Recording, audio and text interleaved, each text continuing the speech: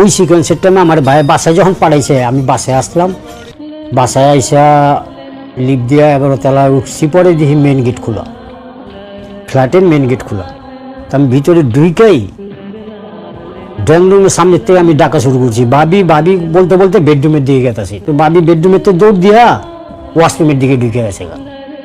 ওয়াশরুমের ঢুকে আমি উঁকি মারছি, কিরে বাসায় আসছিস কেন? আমি ভাবি ভাই পিট টেবিলটার জন্য পাঠাইছে, ড্রেসিং রুমে যা ওয়ার্ডরোব খুলে দেখো ডরকের ভিতরে আসেনি।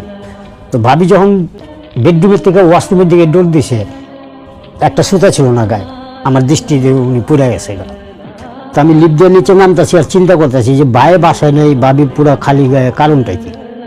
আমার মনে একটা সন্দেহ, আবার মনে মনে ভাবতেছি যদি এই কথাটা বাইরে যায় বলি যে ভাই এই অবস্থায় দেখছি ভাবিরে, উনি তো শুটিং প্যানি দিবে না, শুটিং করা কুকুরের মতো ছুটে আসবে বাসায়, কি কারণে আমার বই সবাই এই অবস্থায় থাকবে।